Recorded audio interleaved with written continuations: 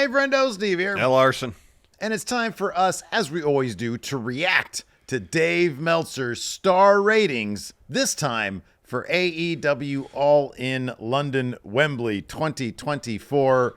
If I'm not mistaken, though, Larson, it's like we're already at the end of the month and those other guys are just getting their star ratings in. What's taking so long? Ours were up within 24 hours of the event. Less than. But until things change, until our star ratings are debated and fuel toxicity in the community, which is what our goal is. Wrong. Those other guys are still going to be number one star ratings, Larson. You know, the way I look at it, they've been at it for, 20 plus years? 30 years. 30 plus 30 years. 30 plus. And we haven't 40. been doing this for 30 weeks. I don't know.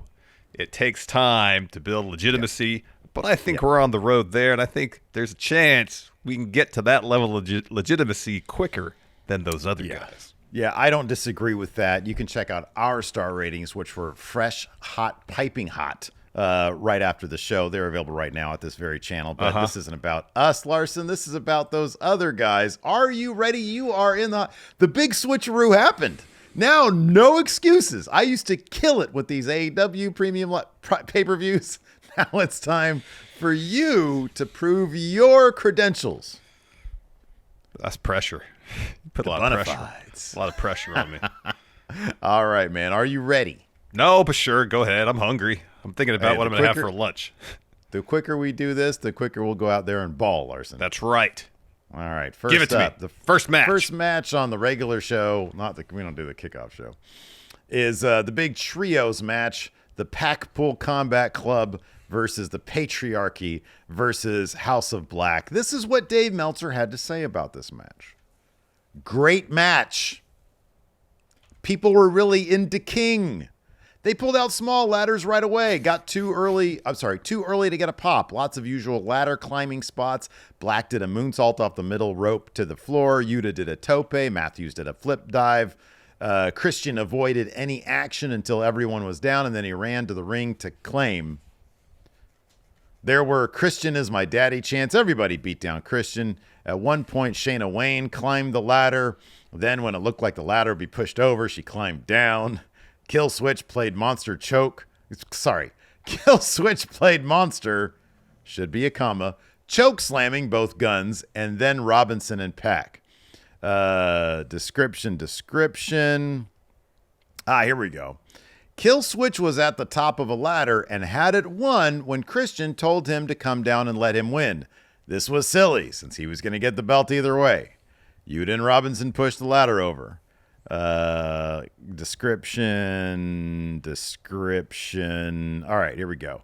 Christian got the spray from Shayna Wayne and sprayed Yuta in the eyes, I think, and buried him under a ladder and hit all kinds of chair shots. Shayna went to spray Robinson, who blocked it, got the spray can, and sprayed Shayna. Killswitch kicked Robinson off the ladder, and he landed badly on a ladder that didn't break. Christian speared Matthews off a ladder through a table. Christian was climbing, but Pat climbed up, kicked Christian off the ladder, and grabbed a belt for his team to win. After it was over, Christian blamed Killswitch for them losing the titles. House of Black shook hands with Blackpool Combat Club after the match. The only real editorializing is in that first one, where he said, great match. So what's a great match to Dave Meltzer? 4+, I would think, would be a great match. Really good is somewhere in the 3.25 to maybe 4-star territory. He said great match, but then he also said Kill Switch not getting those titles when he was up there didn't make a whole lot of sense. So I would think I'd have to start at 4.25. The question is that one kind of plot hole in the story of the match enough for him to dock it a 1/4 star? I'm going to say no. I'm going to say he went 4.25. You were so close. And that's the problem with these AEW ones, is that, again, it's in the details. He went 4.5 on this. He went 4.5 stars on that match. He did. All right. Next bitch. Mariah May pinned Toni Storm to win AEW Women's title. They brawled early. They showed Mina Shirakawa in the crowd with Rachel Ellering. Here we go. Okay. May used a powerbomb off the apron. May spit in Luther's face. May top a top rope Frankensteiner for a near fall. The crowd was very into this. May kissed Nigel McGuinness, dropkicked Luther, and May slapped her own mother. May used a missile. Dude, the grammar in this paragraph is exceptionally bad. Storm gave May a pile driver on the ring steps. May was bleeding. They traded slaps, low kicks, and headbutts before both went down and got a standing ovation. May wanted to use a belt shot, but Luther pulled away from her. Here we go. Storm had the... May grabbed the shoe, but Storm stepped on her hand. Storm had the shoe, but then refused. Yeah, I don't know. It's twice. Storm had the shoe, but then refused to hit May with it. I didn't like this spot because the feud had gone too far for her to refuse to use the shoe. But I guess they used this spot to set up Ospreay finally hitting the Tiger Driver. Everything's in service of Will Ospreay, huh? It is. May then used a jackknife cradle, a shining wizard to the back and front, and beat Storm with her own Storm Zero finisher. That's all you get. So he said the crowd was really into it. Standing ovation mentioned. No actual editorializing on the match beyond not liking the show spot. Because of the Will Ospreay spot. And they're women. I'm going to say he went 3 1/4. Again, so close. 3 3/4. You're half a star off. He almost gave it 4 stars. Wow. Okay. All right. Yeah. All right. All right. Next up. Ooh, this is going to be tough. Yeah, this is tough. This match was garbage. This next one. Hook versus Chris Jericho for the FTW match in an FTW rules match. Jericho came to the ring singing with Fozzy playing. Jericho, Brian Keith, and Big Bill beat on Hook most of the way. Nobody booed Hook, but there was some cheering for Bill, and they expected that. It was nothing like on Collision in Cardiff. Hook did several suplexes on a comeback. Jericho came with a bag and poured cricket balls in the ring, and Hook used a cricket bat on Keith and Bill. Hook threw the balls on Jericho. Jericho used the walls of Jericho, and Hook reversed into his own Boston Crab. When Bill broke it up, the fans cheered. A barbed wire board was introduced by Keith. Bill tried to chokeslam Hook through a table, but Hook escaped and posted him and gave Keith a low blow. Wow. Sounds like a lot of description, not a lot of editorializing. Okay. Here's the finish here. Keith hit Hook with an object, and Taz came out from the broadcast position and pulled Keith off the apron and put him in the Taz mission while Hook put Jericho in Red Rum. The crowd went nuts for the finish. That's it. That's one piece of editorializing. The crowd went nuts for the finish. Gosh. Everything else, except for acknowledging the cheers for Big Bill. Oh, my goodness. He tends to rate these terrible FTW matches much higher than we do. True. Very true. I'm going to say he gave it 3 stars. You're on the board, baby. You're on the board. It's not a 3-star match. This match was solid. Awful. All right. Well, you got the win. Let's move on. Next bitch. Young Bucks versus the Acclaimed and FTR. The Young Bucks came out dressed like the Beatles and Sgt. Pepper. Fans cheered the Acclaimed big when Max Caster did a rap. Dax Harwood dressed as Bret Hart. It was the usual Young Bucks and FTR type of match filled with one great move after another. Dax did German suplexes galore, including one on both the Bucks, and then FTR did Germans at the same time on both Bucks. Nick did a top rope aside moonsault. Billy Gunn got in the ring and Matt super kicked him. The Bucks did Ric Flair style low blows on the Acclaimed and pumped up their sneakers. They did double super kicks on Wheeler, Caster, and Bowens. Matt tried to use a belt shot, but Billy used a Fame-asser on Matt.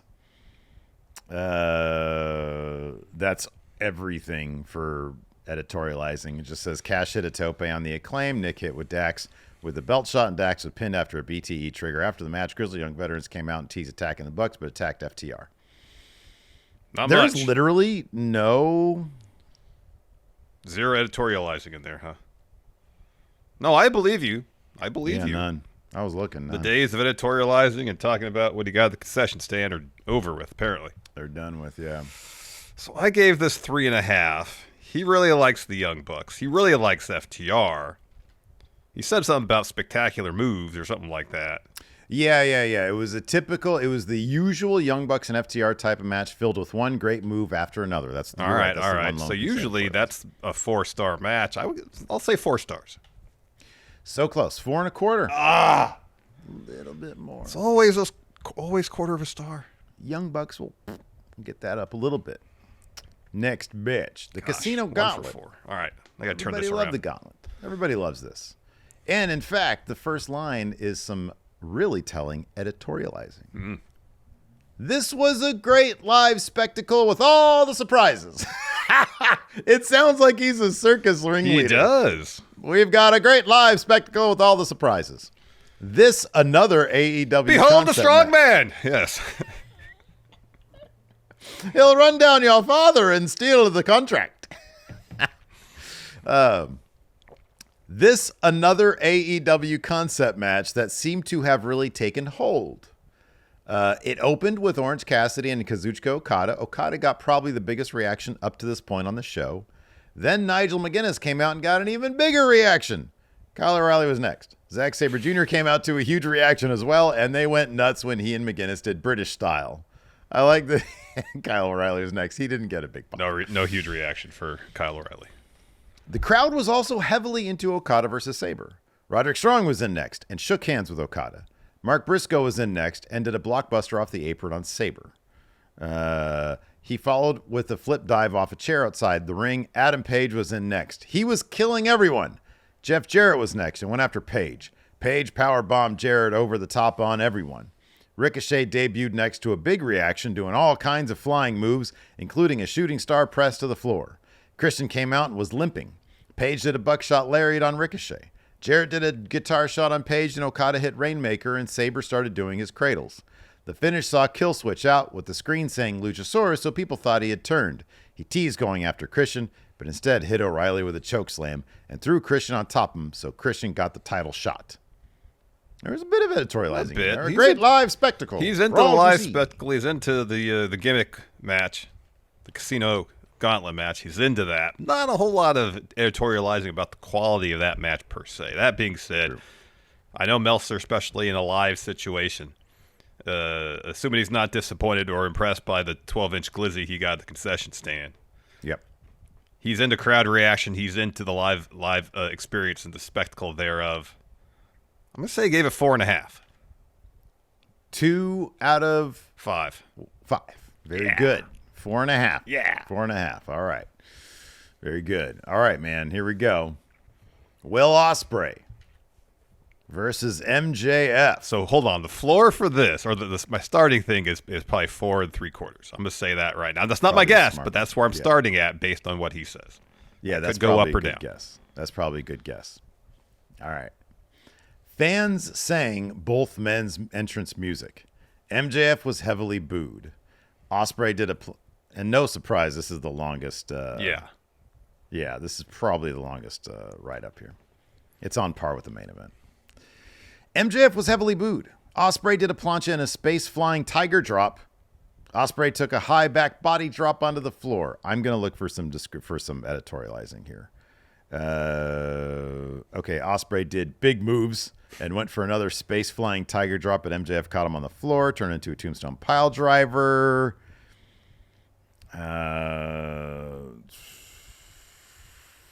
Okay, come on. Usually it's like the beginning or the very end where there's some editorializing. Yeah. But then sometimes he puts editorializing in like the show write-up and not the individual match write-up. Okay, whoa. Hold on a second. Get this. I had not heard this, and maybe you have, and I'm just out of the loop.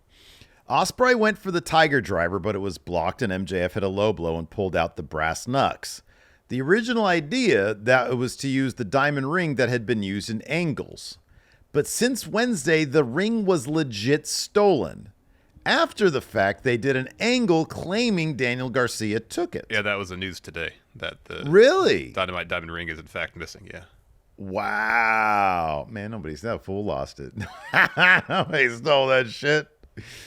Anyways, well, I would have figured it seems like a perfect story. That's funny. Yeah, I know. Anyways, Garcia attacked MJF and Ospreay used a hidden blade and tiger driver for the pin. Ospreay refused the American title belt and instead put on the international title belt. It wasn't as good as their off-the-charts match on TV, but it was better than any match on last year's show and anything thus far on this show. Better than any match on last year's show. What did he give the TV match? Did he give that 5 or did he give it more than 5? I don't recall what he gave the TV match because it was on TV. So I should read the Observer week to week because it's actually a really good buy, but I don't. So I don't know what he gave that. And he also said it was better than anything on this show up to this point. Yeah. So you know what your floor is. All right. So the best one so far is 4.5. Correct. Wait, didn't he give the opener? What did he give the opener? I thought that was 4.5. 4.5. You're right. It is 4.5. So that is 4 3/4. You got to figure is going to be your floor, which is your floor anyways because you said that for Ospreay match. I'll say 5 stars. He gave it 5 stars. Very good. So these AEW ones are fun, huh? Because That's pretty easy. They're not that difficult. Nah, it's generally within 3 3/4 and 5+. You know, you have Yeah, to worry exactly, about the low ones. All right, this one's gonna be interesting. This next one. Mercedes Moné pinned Britt Baker. Sometimes there's going to be a lot of editorializing. Oh, wow. He gave their Dynamite match 5 3/4 stars. Oh, my gosh. Wow. I mean, it was really good. It was an hour long, too. They did a lot of shit in that match. Yeah. All right. The crowd was into the ring entrances, but the match just died live. It wasn't a bad match at all, but after the prior match and how crisp and spectacular the wrestling was, this just couldn't compare. Moné came out in a carriage with a Buckingham Palace-looking backdrop. Camille came out as a gladiator. Moné did a series of backbreakers like she was Roderick Strong. Moné did the Three Amigos and Eddie Guerrero dance. That always leads to the easiest loud Eddie chant, and there was no reaction. Baker did the double arm backbreaker and put on the glove. Moné got the glove and put it on. Baker hit an Emerald Flosion and got the glove back. Moné did a backstabber. Moné tried a slam off the middle rope, but Baker reversed into a power slam for a near fall. The ref caught Moné using the belt. Baker got the belt, threw it to Camille, and dropped down like she was hit. Camille was kicked out. Baker used a Panama Sunrise and curb stomp, but Moné kicked out. Baker went for lockjaw, but Moné bit her fingers to break it. They traded cradles until Moné hit the moneymaker and won clean. So the match died live. The match died live. It wasn't a bad match at all. It wasn't a bad match at all. Comparing it to the prior one, how they couldn't live up to that. So I'm gonna say he went 3 stars. Close. He went 2.5. Sorry, 2.5 stars. Same thing I gave it. All right. Yeah.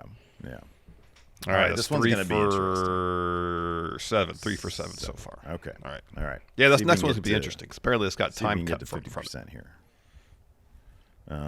What's this one? Okay, wow. Okay, here we go. And that's what he says. So it's Jack Perry versus Darby Allin. That's what he says to start things off. This match was cut short.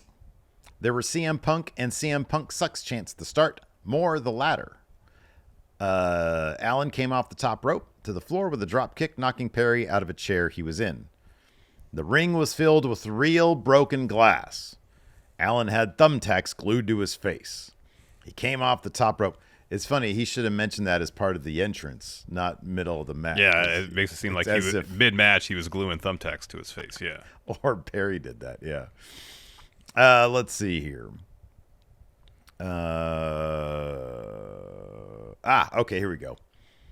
Perry got a body bag and put Allin in it. He put Allin in the coffin, but Allin blocked his slamming the door the first time, but Perry used a running knee and slammed the coffin lid shut. Nobody expected that would be the finish. The Young Bucks came out, and they went to see the coffin. They went to set the coffin on fire when Sting came out, and they made the save and laid out the Bucks and Perry. Even though both worked hard and did some great things, there wasn't a lot of heat, and when it was over, it felt less like Perry had scored a big win to set him up for a title match, and more that they did a match to set everyone up to pop for Sting showing up. Which, fair assessment. Yeah, fair assessment. It is a fair assessment.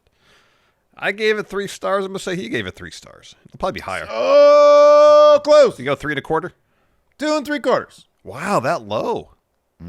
Yeah. Wow. Yep. I'm All right, quite man. surprised. You're what, 3 of 8? 3 of 8. All right. See if you can go 4 of 9. Get okay? 44% here. I'm rooting for you. Bryan Danielson won the AEW World title from Swerve Strickland in 26 minutes. The fans sung Final Countdown, but did the Swerve's house loud, and a ton of people did the Nana dance. Strickland missed a flip dive, and Danielson hit a springboard flip dive. They traded big shots. Danielson was bleeding badly. Okay, Strickland came back with a gory special bomb. Medics came to the ring with the idea Danielson had seriously hurt his neck. He said a gory bomb? That was a vertebreaker, Dave. Well, he called it a gory especial bomb. Yeah, it's a gory bomb. That's the same thing? No. No, I know it's not the same thing as a vertebreaker, but the gory especial, that's the same as gory bomb? Yeah. Well, the gory especial is the submission move. It's the gory special, and then but people will then do like Alba Fire. She does that, where they have them on their back and dump them down like on their stomach. That's a gory bomb. Okay, that's the same thing as a gory especial bomb. I would think so. I don't know if the especial makes it different. No, it's a different position. Anyways, it was a vertebreaker. It was a vertebreaker. He's done this. Medics came to the ring with the idea Danielson had seriously hurt his neck. He's done this so often that I didn't sense anyone believed it. Swerve used the Swerve Stomp and House Call 3 times, and Danielson still kicked out. Danielson used elbows in the Regal Plex. Danielson hit the Busaki knee. And Strickland basically not only didn't go down, but laughed at it. Strickland came back with a house call and JML driver. And when Danielson kicked out, the place went nuts. Adam Page came out and threw down Nana. Danielson hit another Busaki knee. Strickland kicked out. They traded blows, and Danielson hit a Busaki knee to the back and put Strickland in the LeBell lock.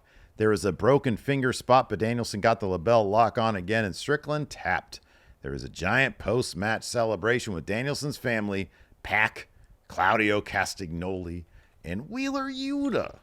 What rating did Dave Meltzer give this wonderful match? Not a whole lot of editorializing there. There is not. I mean, I gave it 5. Mm-hmm. I don't know if he's going to go that high. I'll say 4 3/4. He went 5 1/4 stars. Wow, he went 5 1/4. Gave it a lot of stars. That's great. Which is crazy for not a lot of editorial. Yeah, that's why I was like, oh, he at least he said something about the Ospreay MJF match. Like, this is a historic moment in Danielson's career. And he named one of his awards, the In-Ring Award, after Bryan Yeah. Danielson. Yeah. So yeah. Anyways, what'd you get? 4 of 9, 3 of 9, 33%. 33.33333%. Yeah. Well done. Well done. All right. Well, hey, you know what? I am stuck with Bash in Berlin next week. You are. So, and that's 5 matches. And then I get all We'll out. see what we get. And then you get all out. Hell, that's not fair. It's not That fair. whole half of the What is year, you going got all the on here? AEW shows, and I got the short WWE shows. Why do you get AEW? Because that's what happened at the beginning of the year. We got to switcheroo. We did. That's why I get What's the longer after shows. all out? What's after all out? Bad Blood? Yeah. You get Bad Blood. Oh. And then I get Blood. Wrestle Dream. Oh, why? That's not fair. But then you get the WWE Saudi show, and I get Survivor Series. I think. Oh, wait, there might be an AEW show where's between. Full Gear? There's Full Gear, which I would get. Oh. And then you get Survivor Series. But that'll be a longer show, maybe. No. Now I get stuck. Maybe not because it's War Games. War Games. Anyways, let us know what you guys thought about Dave Meltzer's star ratings. Those other guys dropping their star ratings today. Thanks for checking us out. We appreciate it. Hit that subscribe button, the notify bell, and that thumbs up. Till next time, we'll see you guys around. Goodbye.